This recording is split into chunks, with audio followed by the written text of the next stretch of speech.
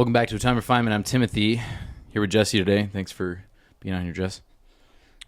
Just wanted to discuss some of the family matters that have come up in the past couple days. We don't need to go into too much detail, but I just wanted to get Jesse's opinion on how to deal with tough family members and family members that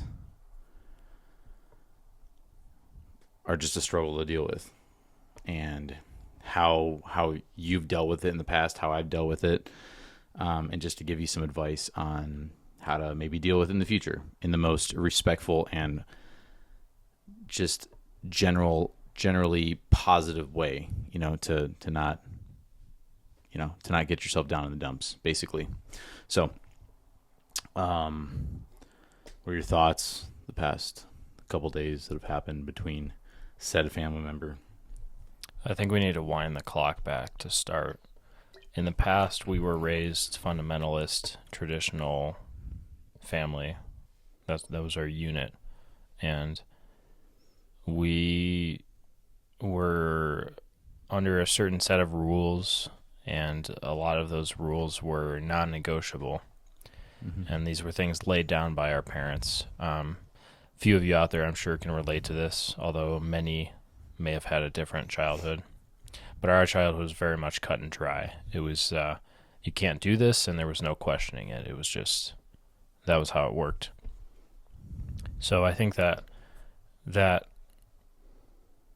puts you into a certain mindset. It makes you develop certain pathologies, I guess. And it's hard to break out of that, because all we've ever known was, to honor your father and mother, and no matter what they did.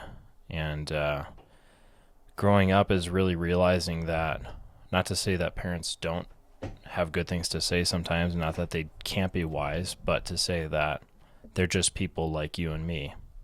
They may have more experience, but that doesn't always make them better people.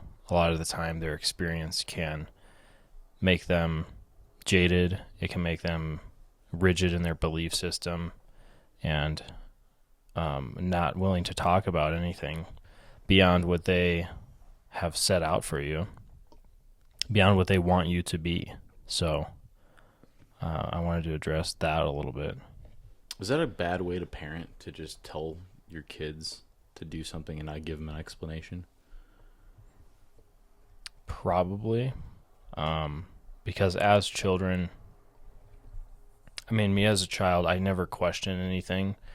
It was always an internal questioning that I had, but I knew that I couldn't question my parents because it was, it would just be bad news for me. It wouldn't end well. I would either get disciplined or grounded or spanked or whatever. So I definitely avoided all of those whys of anything that my parents would tell me. I don't know. How did you approach that? I think I just shut down and just kind of took it with a grain of salt, and then just ended up doing my own thing anyway, honestly. I didn't get into a lot of trouble growing up, but now that I'm older and having to deal with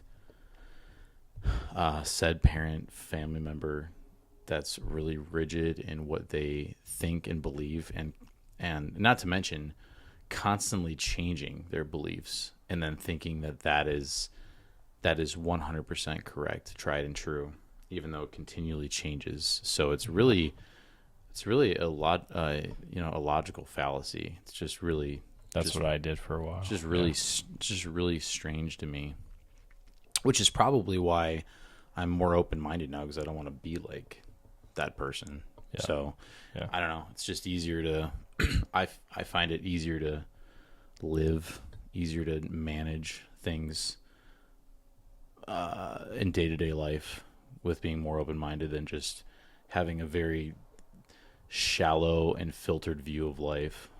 Yeah. So yeah, and I think, I don't know, like delving a little bit deeper, I just had this realization the other day that perhaps this is a change in my life personally. I don't know about you, but personally, that has been needed to take place. Like, just move on from family. You know, as terrible as that sounds, as bad as that sounds, maybe it's just time. Maybe it's something I just haven't tackled. Maybe I'm fearful about it. You know, I don't know. I mean, this is unfiltered. This is all stuff that's coming up. I haven't even given this much thought. So it's just something that's kind of been, I don't know, nagging me, I guess. Yeah. And to the audience out there, there may be times that you need to step away from your family. You know, they are your family, but there's only so much you can take as an individual. And when you try to salvage the family unit, oftentimes you're just burning that bridge instead of actually trying to move on with your life, to trying to heal and get away from all that toxicity. So, you know, what you've been taught, what you believe is hard to get away from, but, you know, this is life, and people say we experience it for the first time. That might be true, maybe not. But the truth is that we don't have any knowledge of what came before. So we are functionally living this the first time. So I also don't think it's that difficult to set up boundaries for yourself. Just like tell whoever's in your life, just, hey, I need some space. Said person's like, yeah, no problem. I get it. Got to work on some stuff. But instead, it seems like family's like, no, you're cutting me off. This is personal. You're being hurtful. I guess I just never understood that, you know? Everybody has individualistic ideals. It doesn't need to be collective. Yeah. So, I don't know. It's just interesting to think about. Has it affected you personally? Like, whether you want to have the family close or not? Does that bother you? Even extended family? When people ask me questions like, does it affect you? I don't really know what that means. Because I don't really get affected by things in my life. Am I the said person? Not anymore. Yeah. When you say people, are you talking about me? People have mentioned this in the past to me, how does that make you feel? How does that affect your life? And I don't know how to respond to that, because nothing ever, like, it's just noise to me. It's the same as the cars going by or the birds singing. It's just kind of like, I don't know what it would look like if it affected me versus what it would if it didn't affect me. Everybody's trying to play the therapy card, the therapist card. You know, how does that make you feel? I guess, yeah, in a way. Maybe. And I don't know. My answer is I don't know how it affects me, because I don't respond to things verbally or like psychologically. The best I could guess is that it happens subconsciously, and that affects my mindset, my actions, but I don't know. I mean, you're pretty good about letting stuff just roll off your back as far as like personal stuff goes, which is really good and admirable. It's something it's unfortunate that we've had to do that, you know. Yeah. But it is what it is. Give the audience one piece of advice before we wrap up here on how to just, I know it's like a super blanket statement, but just how can you help yourself by dealing with maybe a difficult or a controlling or a just rigid family member? How can you help yourself? Well, you have to realize that this family member, a lot of the times our parents are authority figures. I mean, not a lot of the times, basically 100% of the time, our parents are authority figures in our lives. So we tend to appeal to them because they have more knowledge than us, more experience than us. So it's like, well, they must have done it right, and something we're doing is wrong. This is like a subconscious thing we think. But you need to understand that that's just not always the case. In fact, it's probably not the case a lot of the times. I hate to go down this route briefly, but a lot of the times people who have children because of an accident. So they're not prepared to emotionally, financially, physically support their child. They're not thinking of these things because it was just like, oh, shoot, we have a child now. Now we got to figure this out. And when you have two people that are confused, physically, financially unable to support themselves, that bleeds into the child. Mm-hmm.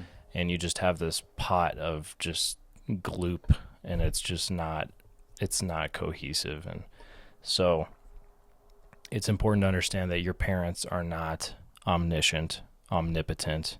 They're not the end all be all. They are just people like you. And in many cases, they have more experience, but that doesn't mean their experience is leading you towards a better path for yourself or towards a better path for the family or whatever. So what's the piece of advice that you would give the audience on how to deal? It was wrapped into that. Oh, just basically being understanding on how it happened, or? Oh yeah, I mean, how to deal with it. It's just, yeah, I mean, it depends on your childhood and what sort of ideals you have. Like if you're in a religious situation where your parents are the authority, then there's not much you can do there, because a lot of the time it's just going to be like what we dealt with, where it was just like, well, we have the final word, as parents, and there's nothing you can do with that. You just have to like tuck your chin down and, I don't know, abide by it as best you can. Yeah. As best you can. Emphasis on as best you can. Yeah. But you could also, you could probably reach out to other people. This is something I never thought of as a child, but like reach out to other people and see if what you're experiencing is valid. Mm-hmm. If your parents are speaking to you in an appropriate way, if they're treating you appropriately. If not, you can find that out pretty quickly from other perspectives, like secular or otherwise. So, mm-hmm. Yeah, I was actually going to say that, getting another perspective, and also, really being okay with cutting off, whether it's temporary or permanently, but you need to be in a clear headspace to make this decision on who you allow in your life. But number two, really, just you have to have a clear mind. You can't make any decision. I mean, you can, but you shouldn't make any decisions if you're under scrutiny, if you're if you've been just abused, or all of the buzzwords that come with that.